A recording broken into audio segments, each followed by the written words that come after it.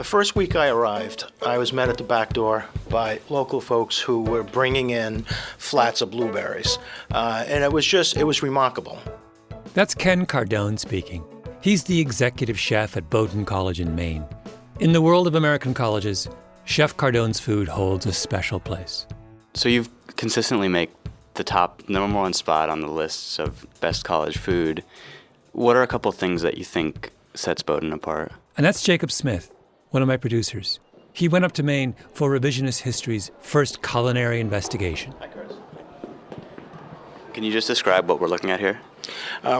Directly below us is the salad bar, and you'll notice in the center of the salad bar there's several prepared salads, entree salads, and then you have make your own areas to the right and left. There's homemade soups and vegan options. There's fresh fruits and desserts, and then you'll see there's condiments and toppings, and we actually make our own peanut butter and bake our own breads, and that's all available at every meal. My guess is your college wasn't like this. Mine certainly wasn't. And as you can see, we always have a vegan and vegetarian item on for our hot soups. And today a favorite for lunch is a hot turkey sandwich, an orzo and tofu salad. I worked in my college cafeteria as an undergrad, and just remembering that fact now is bringing the smell of the dining hall wafting back. Grease, disinfectant, aging mayonnaise, cold fried eggs, all in some horrible combination. That was the 1980s. I don't think that anyone properly understood back then how crucial healthy eating was to a positive learning environment. Bowdoin is in a whole different class. It sounds like paradise. The deli special today is a smashed chickpea, avocado, and pesto sandwich. And we have a farro salad with asparagus and Parmesan. Cool. So can we take a look at the kitchen? Are we able to go back there? As you can see, if you look down right here at this area, we're preparing fresh rosemary as one of the ingredients in tonight's dinner, and they're cutting chicken. So everything really is done from scratch. It has that personal touch. Fresh rosemary and the personal touch. But here's what I want to talk about. The food at Bowdoin is actually a problem, a moral problem. I don't mean this in any way as a criticism of people like Ken Cardone. He's very, very good at what he does. Jacob, my producer, is a massive foodie, and he was impressed. It takes a lot to impress Jacob. Nor do I mean that people, students in particular, shouldn't eat properly. They should. My point is that every choice we make, even if it's the right choice at that moment, has larger consequences, some of them unexpected and paradoxical. And Ken Cardone's amazing food is one of those things. My name is Malcolm Gladwell. Welcome to Revisionist History, my podcast about things forgotten or misunderstood. This is actually episode 2 of a little 3-part mini-series I've dropped into the middle of Revisionist History. It's a re-examination of one of the most fundamental ideas in American life, that if you have some ability and work hard, you can make it to the top. The episode before this was about a kid named Carlos, a brilliant kid, and just how many obstacles stand in the way of his making it out of South Central Los Angeles. This episode is about what it takes for a poor kid to get a good college degree, and strange as it may sound, campus food at a place like Bowdoin is a big part of that problem. Best way to understand this is to compare Bowdoin with one of its competitors, Vassar College. Vassar is in Poughkeepsie, just north of New York City. It's a lot like Bowdoin in many ways. They're both small, elite, northeastern liberal arts colleges. Lots of students apply to both schools. They're in the same category. But there are also some differences. Vassar is a little bigger and edgier, a lot more dyed hair and tattoos. Bowdoin is smaller and preppier. Bowdoin also has more money. Not a lot more, but enough that it matters. And then there's the issue of food. How's the food at Vassar, would you say? Food? It could be better. There's always room for improvement. The salad bar always makes me kind of sad. One time I was eating a spinach kale stir fry that was prepared, and I may or may not have found an industrial-sized staple in it. The president of Vassar College is a woman named Catherine Hill. She's an economist by training, tall, gracious, distinguished. a touch of gray, what you would expect from an academic leader. We met in her office on the Vassar campus, which is full of lots of Gothic gray stone buildings and creaky oak staircases, huge double-sash windows, ancient rugs, all very 19th century. Before she was at Vassar, Catherine Hill was at Williams College, about 2 hours north of Poughkeepsie. She was the provost. While she was there, Princeton dramatically expanded its financial aid. And suddenly, every liberal arts college in the country felt it had to examine its policies as well. We had to figure out what we were going to do in response to Princeton announcing that they were going to move away from loans. So Hill teams up with another economist and starts digging around in the data from the admissions office. A colleague of mine, Gordon Winston, and I asked the question, do we know what we're actually asking families to pay to come to Williams? So we'd always assumed that we were doing just, a great job with talented kids from all different economic backgrounds. And what we found out was that we were asking students from lower income quintiles to pay an awfully high share of their family income to come to attend. And we were also finding out that we weren't getting many, not surprisingly. Yeah. I think we were finding that we were asking families in the bottom 40% of the income distribution to pay, about 50% of their family incomes pre-tax. Hill's saying that at that time, if the family of a poor, smart kid wanted their child to go to Williams, they'd have to spend half their income on tuition. Half. That's why there were so few poor kids at Williams. So while she's at Williams, the school starts making its financial aid a lot more generous. Then Hill becomes president of Vassar. Vassar was an institution that was committed to these kinds of issues. And when we looked at the actual data, it turned out that compared to some of our peer schools, we in fact weren't all that diverse, either in terms of socioeconomic diversity or racial diversity. So she decides to change Vassar's priorities. Students from the poorest families in the United States get a small $5,000 grant from the federal government called a Pell Grant. Hill decides she wants to accept way more Pell Grant students at Vassar. So what are you spending on financial aid? We're spending about $60 million a year. $60 million? Yeah. And when I started in 2006, it was about $25 million. Oh, I see. So it's basically more than... It's about doubled. And we have about 23% Pell Grant recipients, which makes us, I think, the highest amongst a very large group of schools and the lowest income kids. And Pell, when you started, what was it? I think I read 11% when you started. I'm not even sure we were tracking it. But it was in the low teens. That was 10 years ago. Since then, Hill has discovered two things. The first is exactly what we talked about in the last episode. There's a ton of smart, poor kids out there. You can easily double the number that you accept at a school like Vassar and not compromise your academic standards. Okay, that's the first thing, the good news. Then there's the bad news. I think a lot of schools said, okay, so they're out there. Let's see if we can find some and recruit more. I think over time, I've come to realize that the main constraint, despite commitments on the parts of schools to do this, the reality is if you take a talented low-income kid, you've got to offer significantly more financial aid. And every dollar that you spend on financial aid is a dollar that you don't have to spend on something else. And that is ultimately the real challenge. Tuition at Vassar, including room and board, is $62,000 a year. You let in some poor kid for free, you're out somewhere in the range of $62,000. Give me an example of the kind of trade-offs you've had to deal with because you wanted to increase your financial aid package. It would be spending more to renovate old dormitories and bathrooms. It would be better food in the dining hall. Many of those things are really good things, and you're always making trade-offs on the margin. Did you catch that? Better food in the dining hall. Right after my producer Jacob went to Bowdoin to check out their food, he went to Vassar. How often do you eat there? About twice a day. Jacob is talking to a sophomore at Vassar named Amanda. So lunch and dinner? Usually I do like a quick breakfast and then dinner because breakfast is notoriously their best meal. And what about dinner? What's dinner look like? Pretty terrifying sometimes. It's weird. It oscillates between, sometimes they have really good ethnic food actually. They'll surprisingly put together a very good meal. And then there's other nights where you get there and it's kind of like pasta, a very sad like meat sandwich thing you're not really sure about, and like pizza, and usually I end up with soup that night. What would you say are like the most common complaints about the food from students?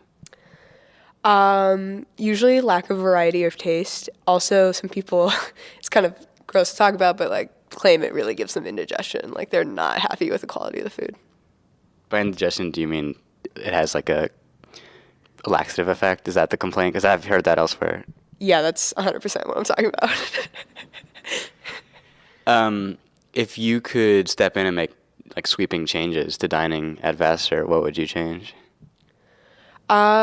Sweeping changes. I mean, my thing is like, I know I'm kind of spoiled because I'm from California, so I'm used to just a higher quality of food in general. Because like the salad bar always makes me kind of sad. Like, or like the nights where they're like, we have guacamole, and it's like literally just like this pasty, disgusting, like, just they've obviously just pureed some like unripe avocados. Vassar has terrible food. Bowdoin practically has a Michelin star. Two otherwise almost identical schools that on this one measure couldn't be more different. And why? Because Bowdoin doesn't spend nearly as much on financial aid as Vassar does.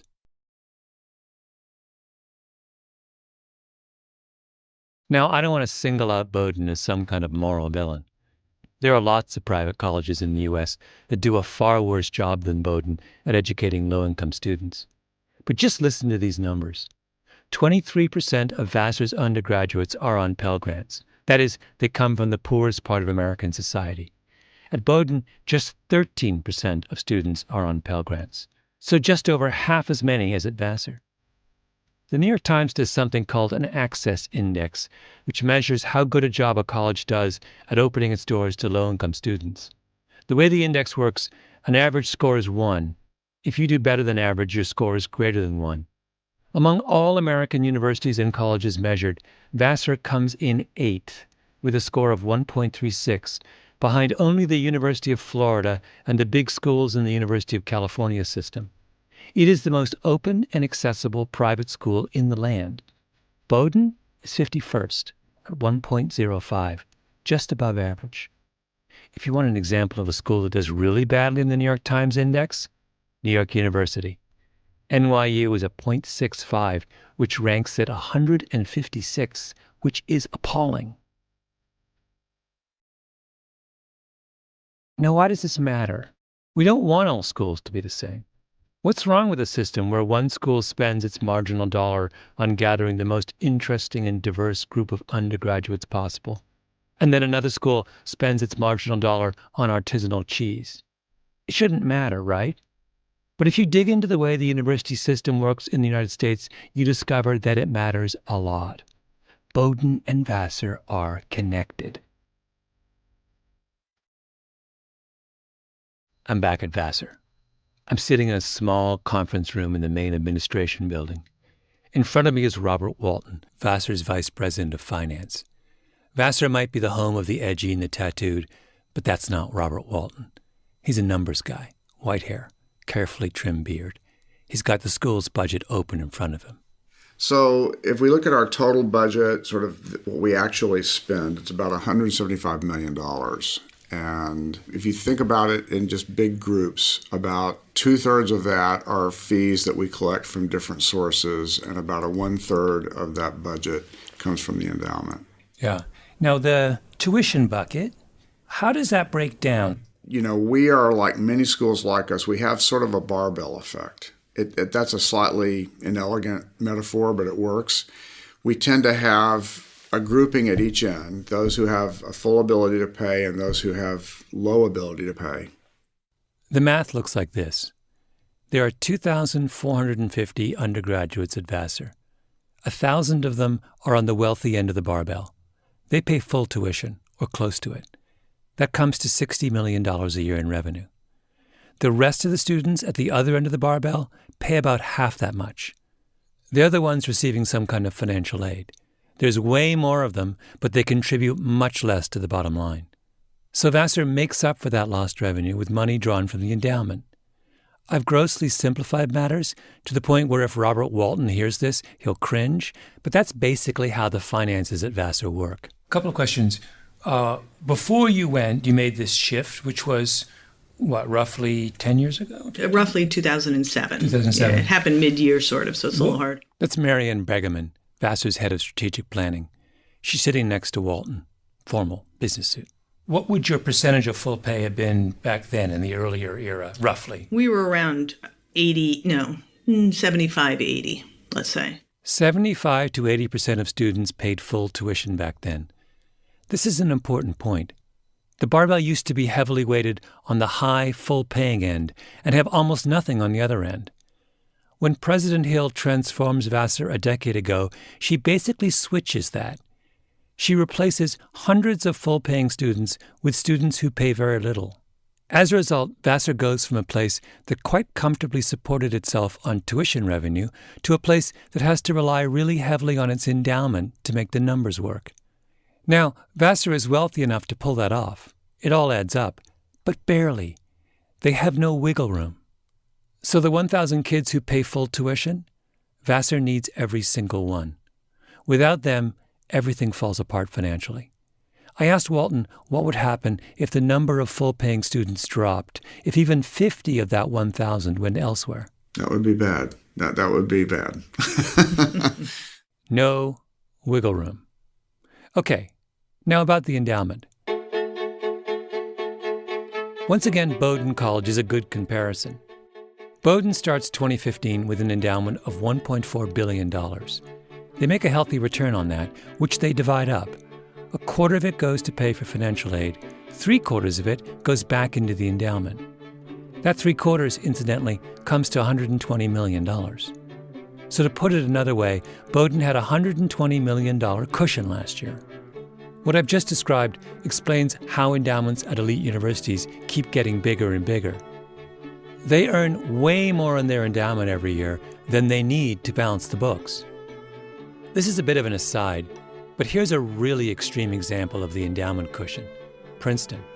They start 2014 with $20.6 billion in the bank. Let me repeat that, $20.6 billion in the bank. They make $2.1 billion on their investments over the course of the year. After they've covered their costs and paid for all their financial aid, they had $700 million left over. And after you add in all the other money they raised, Princeton ends the year with an endowment of $22.7 billion. Princeton is a perpetual motion cash machine. There is literally no way they can ever run out of money. If they wanted to build a $500 million dormitory with marble staircases, mahogany floors, and solid gold bathroom fixtures, they could pay for it out of petty cash and still bank $200 million. That's wiggle room. By the way, given that fact, you might wonder why anyone would ever give money to Princeton. Good question. I have way more to say about this subject. That's what next week's episode is about. But let's go back to Vassar. Things are a lot more complicated there. They have about $1 billion in their endowment. That's less than Bowdoin. But for Vassar to cover their expenses, they need to take out significantly more from their endowment than Bowdoin does, so they don't have the same kind of cushion. Last year, in fact, Vassar had a bad year, and they ended up withdrawing more than they earned. You can't keep doing that year in and year out and survive as an institution. No wiggle room. So what are Vassar's other options? Well, they could get smaller. One of the reasons Bowdoin is in such better shape is that Bowdoin has only 1,800 students. Vassar is more than a third larger. If Vassar were Bowdoin's size, then suddenly they'd have 650 fewer students to subsidize with their endowment. If I said to you, completely hypothetically, I want you to run this college in such a way as to maximize the amount of financial resources available, would you shrink the student body? In a perfect world, that would be the technique I would prefer. That's Vassar's VP Robert Walton again. Note that he says, in a perfect world. But of course, that's the last thing Vassar would ever do. It would be totally self-defeating. The whole point of Catherine Hill's transformation of Vassar was to try and educate as many poor, smart kids as possible, because America has a huge problem with not providing opportunity for poor, smart kids. If you cut 650 spots, then you're part of the problem again.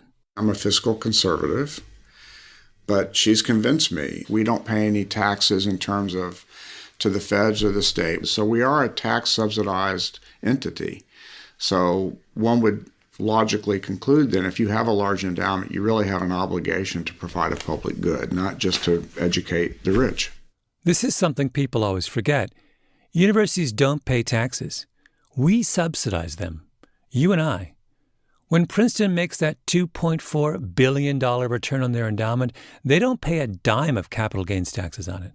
And Walton's pointing out something really, really crucial, which is that if you get that kind of subsidy from society, you're supposed to give back. Cutting 650 spots is not giving back. All right, how about this? Cut back on faculty, bigger classes. No, no, no. That also defeats the purpose. The whole point of the Vassar experiment is to give students of all backgrounds the best possible education. If you make the education worse in order to pay for the students who need a good education, then you're right back where you started from. The point of Vassar is that the best education comes when you mix students from all backgrounds. When the child of an investment banker sits in class next to the child of a janitor, the two of them have a learning experience that they could not have amongst people just like themselves. That's what they're trying to protect. So what do you do if you're Vassar and you're trying to protect that idea of what an education is? You have only one option. You tighten your belt as tight as you can.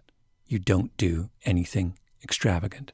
I worked with a college at one time, which are going unnamed, that opened a new residence hall in the last 5 years that was all singles but had double beds. Basically, the dorm was a high-end hotel. You know, there are these amenities that some schools do that are just kind of crazy and over the top. But they do all kinds of things. They have more money for speaker series than we do. We can't pay Bill Clinton to come and speak for $300,000 like my prior institution did. Things like that. Bill Clinton, the ultimate college amenity. The problem with belt tightening, though, is attracting those 1,000 full-pay students, the ones whose money Vassar desperately needs. Who are they? They're the children of professionals, upper middle class and upper class, Manhattan, Beverly Hills, Boston, San Francisco. They grew up privileged. They have certain expectations about lifestyle. Those amenities that Bob Walton says are kind of crazy and over the top, that's what these kids are used to. So this is what keeps Catherine Hill up at night. How can she keep those wealthy kids coming to Vassar if she can't provide them with the lifestyle that they're used to? We are operating in an economy right now where income inequality has increased over the last 30 to 40 years. So we are looking to attract talented students from high-income families. These are kids who have grown up with their own bedroom and their own bathroom, and when they come looking at college campuses, those are some of the things that the families are looking for. Vassar asks those kids to do without some of the luxuries they were raised with, and that's a hard sell. Every time another school with which we compete makes a different decision and doesn't spend it on financial aid, then it puts us in the position of being in a tougher position to compete for the full-pay students. Oh, I see. You mean if another school spends less and builds a fancier X, and you don't have the fancy X? Yeah. Then they're gonna take some of those kids away from us who want the fancy X. Hill didn't name any names, but you know who she's talking about. She's talking about Bowdoin. And the kids she worries that Bowdoin will take away are the kids from Beverly Hills and Manhattan who grew up on beautifully ripe avocados and freshly cut rosemary. Robert Walton serves on something called the Parents Advisory Committee at Vassar, which is basically the parents of the rich kids, and he hears it all the time.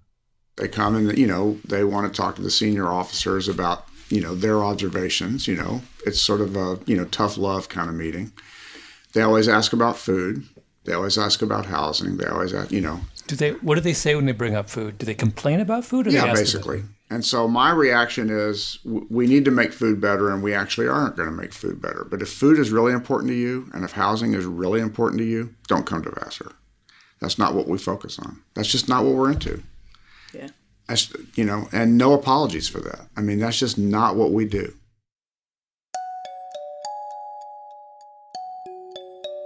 This is why I said at the beginning that food is actually a moral issue. Because how long do you think Vassar can continue to do this? to say to parents and students, if food is really that important to you, go somewhere else. Those kids come to Vassar for a campus visit and eat a soggy piece of pizza. Then they go to Bowdoin, where Chef Cardone is the god of the dining hall. He's got amazing resources, a bigger endowment, 650 fewer students, half as many kids on Pell Grants, and every day he's taking it up a notch in the kitchen. How long can soggy pizza hold up against Ken Cardone? When my producer Jacob was on his culinary investigation at Bowdoin, the students talked about the food at their school like they were in Paris. In the beginning of the year, the ice cream didn't really taste that well. Like, it was like kind of watery. And so I know someone like wrote a complaint card, like, guys. And then now it's like so much better. Like, they just fixed it. Yeah, I've heard good things about the dessert. Is it good? How do you compete with this? On your first day on campus, there's this lobster bake where every student on campus has the choice of having a lobster for dinner or a steak or a vegetarian option. It's really phenomenal. If I were like to ask you, maybe like a prospective student was coming to campus and they were asked about the food, what would be your one sentence pitch, or how would you describe it? It's sort of indescribable in the way that you can't explain to someone how it's always changing and it's always fresh and it's always different and pushes you to try new things, which is, I think, what college is all about, which is experimenting and reaching out to new worlds. And, you know, the fact that the food here helps you do that as well is incredible. I cannot get over how excited this kid is about the food at Bowdoin. Do you think he talks this way about his professors? Oh, have you tried things that like you wouldn't have tried otherwise? Like what kind of meals or dishes? Oh, wow. The other night I had an eggplant Parmesan pancake. I don't think I could have even told you that was a real thing until I had it. I walked past and didn't grab one, and I went back, I might as well. And it was phenomenal. I had 6, actually. Eggplant Parmesan pancake. I mean, this is completely absurd. This is everything that's wrong with American colleges. We had venison here during deer season. It was really just fresh, locally sourced, different kinds of meats that I would never expect to see in a college dining hall. There's only one solution. If you're looking at liberal arts colleges, don't go to Bowdoin. Don't let your kids go to Bowdoin. Don't let your friends go to Bowdoin. Don't give money to Bowdoin or to any other school that serves amazing food in its dining hall. Because every time you support a school that spends its money on amazing food, every time you cast a vote in favor of eggplant Parmesan pancakes and lobster bakes and venison during deer season, you're making it harder and harder for someone like Catherine Hill to create opportunities for poor kids. Suck it up and go to Vassar. Send a message to the Bowdoins of the world about what really matters. Fresh fruit is atrocious. Sometimes we get bananas, and then sometimes we get strawberries or grapes. But those are like, strawberries and grapes are like, those are a big deal. Like, you go steal like 5 cups of that. So you pocket them and run out with your pockets full of... Absolutely. I'm not joking. This is Amanda again, the Vassar sophomore who complained about the guacamole. Amanda, the spoiled Californian, as she described herself. But I will say this for Amanda. She gets it. She understands what's at stake. Atrocious fresh fruit is a small price to pay for a little social justice. I still complain regularly about the food and whatnot, but I just feel much better knowing that money's going towards something useful. I would much prefer that our school be giving money to that than trying to make our food better, Worst case scenario, you get the minimum meal plan and you can eat out. It's not a big deal.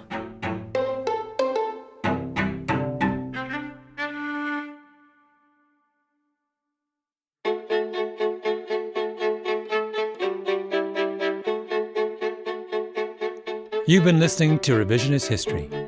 If you like what you've heard, do us a favor and rate us on iTunes.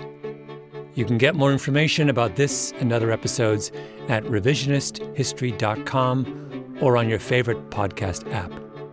Our show is produced by Mia Lobel, Roxanne Scott, and Jacob Smith. Our editor is Julia Barton. Music is composed by Luis Guerra and Taka Yazuzawa. Flan Williams is our engineer, fact-checker Michelle Siraka, and the Panoply management team, Laura Mayer, Andy Bowers, and Jacob Weisberg. I'm Malcolm Gladwell.